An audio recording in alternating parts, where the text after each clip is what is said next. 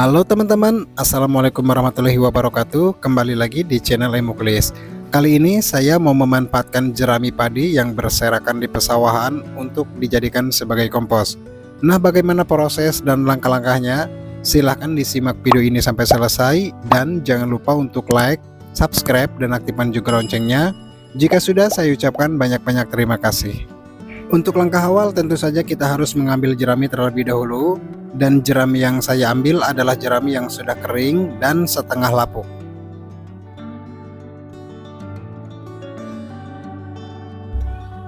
Dan langkah yang kedua, memotong atau mencacah jerami dengan ukuran 5 sampai dengan 10 cm. Cara ini adalah untuk mempermudah proses pengomposan, karena jika hanya mengandalkan bakteri pengurai mungkin butuh waktu yang cukup lama teman-teman. Oke, saya potong kecil-kecil terlebih dahulu seperti ini.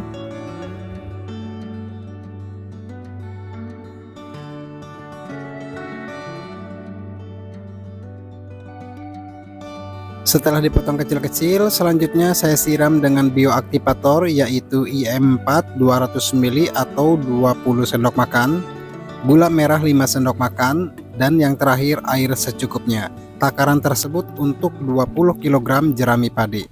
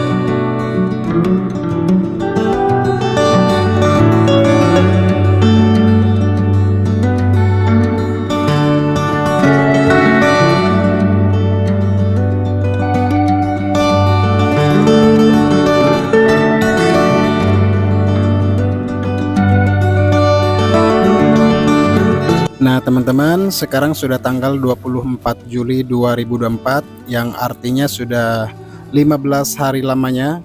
Nah di sini saya melihat sudah ada penyusutan dari satu karung menjadi setengah karung. Akan saya buka dulu untuk melihat hasilnya teman-teman. Dan mohon maaf ini kucing suka mengganggu. Nah seperti ini hasilnya teman-teman. Teksturnya sudah berubah dari tekstur aslinya. Ini sudah jadi teman-teman dan sudah bisa digunakan. Jadi ciri-ciri kompos yang sudah jadi diantaranya warna berubah coklat kehitaman, kemudian aroma kompos tidak menyengat bau, tapi lebih dominan seperti aroma tanah atau seperti aroma humus yang biasa ada di hutan teman-teman. Dan yang terakhir, apabila dipegang, kompos akan menggumpal, dan apabila ditekan, maka gumpalan kompos mudah hancur atau memudar teman-teman. Ini sudah jadi dan ini sudah sangat bagus sekali teman-teman. Dan aromanya juga tidak bau menyengat, tapi seperti bau humus yang ada di hutan teman-teman. Ini luar biasa, sangat bagus sekali teman-teman. Oke teman-teman, jangan beranjak kemana-mana dulu, karena di sini saya akan memperlihatkan bagaimana cara penggunaannya yang biasa saya lakukan. Nah jadi teman-teman, kompos jerami ini sudah saya praktekkan pada berbagai tanaman seperti tanaman cabai, tanaman tomat, tanaman sayuran, tanaman hias aglonema, calathea, pada tanaman terong, dan kemudian juga pernah saya praktekkan pada tanaman pepaya. Tapi anehnya hasilnya selalu bagus teman-teman, dan bahkan pertumbuhan akarnya bisa sehat-sehat teman-teman.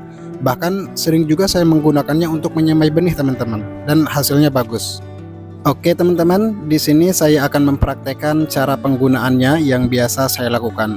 Untuk menanam di pot atau di polybag, saya selalu pakai campuran supaya bisa saling melengkapi dan agar lebih irit dalam penggunaannya teman-teman. Untuk campuran bahan yang biasa saya gunakan adalah kompos jerami 1 pot, pupuk kandang 1 pot, sekam bakar 1 pot, dan yang terakhir tanah 2 pot.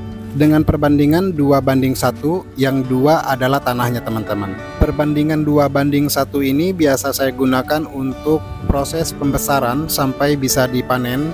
Nah, kalau untuk menyemai benih beda lagi teman-teman, yaitu takarannya yang saya gunakan adalah 1:1. Jadi tanah 1 pot, kompos jerami 1 pot, pupuk kandang 1 pot, sekam bakar 1 pot. Itu biasa saya gunakan untuk menyemai. Kalau untuk pembesaran 2:1 teman-teman, yang 2 adalah tanahnya, itu untuk pembesaran sampai panen. Sebelum digunakan seperti biasa kita aduk hingga semua bahan tercampur merata teman-teman.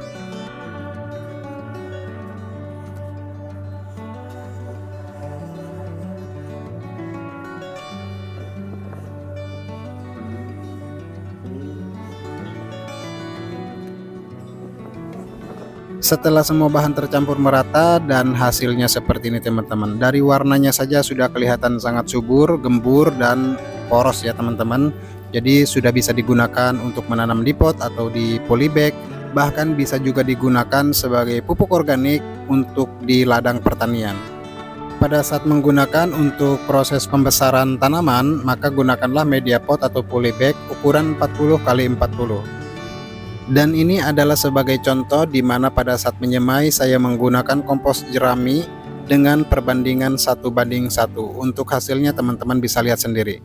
Dan ini bukan pertama kali saya mencoba, tapi sudah sangat sering sekali untuk menyemai cabai, terong, pepaya, dan hasilnya lumayan bagus teman-teman.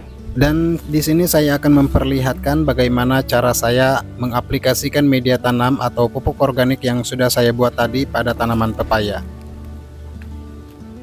Untuk tanaman pepaya, pertama-tama kita membuat lubang dengan kedalaman 10 sampai dengan 15 cm di sekeliling tanaman pepaya.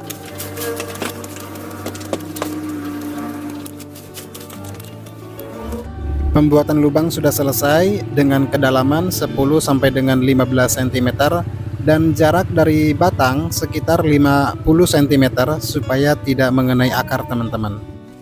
Selanjutnya taburkan pupuk organik yang sudah saya buat tadi pada lubang yang sudah dipersiapkan. Untuk satu pohonnya saya aplikasikan pupuk organik 15 kg. Taburkan secara merata dengan cara melingkari atau mengelilingi batang pohon pepaya teman-teman.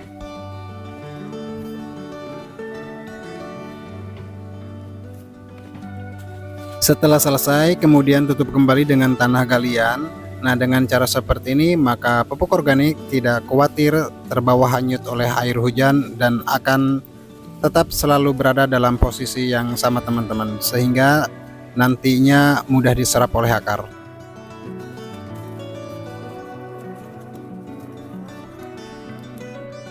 Nah, sekarang pemberian pupuk organik pada tanaman pepaya sudah selesai. Dan seperti itulah teman-teman cara menggunakan pupuk organik yang saya buat tadi untuk tanaman pepaya. Nah, ini adalah tanaman pepaya saya yang baru saja berusia 37 hari teman-teman. Lumayan kelihatan subur, dan ini belum menggunakan pupuk dari toko teman-teman atau pupuk dari warung, tapi sudah kelihatan lumayan bagus teman-teman. Jadi seperti itulah teman-teman cara pembuatan kompos yang biasa saya lakukan dan cara menggunakannya juga pada tanaman. Dan semoga saja tayangan ini bisa bermanfaat untuk kita semua yang masih belajar menanam. Oke, sekiranya sampai di sini dulu pada video kali ini. Kurang lebihnya mohon dimaafkan. Apabila ada salah, mohon kritik dan sarannya untuk kebaikan kita bersama. Sampai ketemu lagi di video berikutnya. Saya akhiri. Wassalamualaikum warahmatullahi wabarakatuh.